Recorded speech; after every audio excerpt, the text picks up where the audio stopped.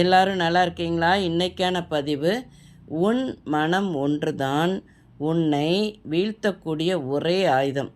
அது தெளிவாக இருக்கும் வரை நீ எவராலும் வீழ்த்தப்படுவதில்லை. அதாவது பார்த்திங்கன்னா, நம்மளுடைய மனம் கண்ட்ரோலில் நம்ம வச்சுக்கணும். அது தெளிவாக இருக்கணும். நமக்கு எதிரி நாமளாகவே இருந்துடக்கூடாது. அதாவது நம்மளுடைய எண்ணங்கள் மனசுக்கு நல்லது எது கெட்டதெல்லாம் பிரிக்க தெரியாது. நம்மளோட எண்ணங்கள் கெட்டதாக இருந்தால் அந்த கெட்ட விஷயங்களை நம்ம நினச்சிக்கும்போது நம்ம வாழ்க்கையில் அந்த விஷயங்களாக தான் நடக்கும், பார்த்துக்கோங்க. நல்ல எண்ணங்களை நம்ம உருவாக்கிக்கிட்டோம்னால் நமக்கு வாழ்க்கையில் நல்லதாகவே நடக்கும்.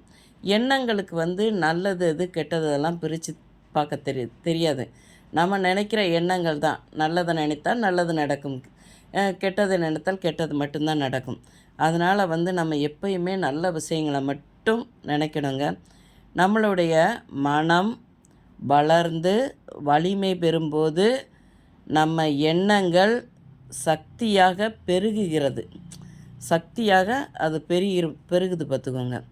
அதனால் நம்ம எப்பையும் ஆர்வமூட்டுகிற மகிழ்ச்சியான நல்ல எண்ணங்களால் நம்மளுடைய மனதை நிரம்பி வழிய வைப்போம்.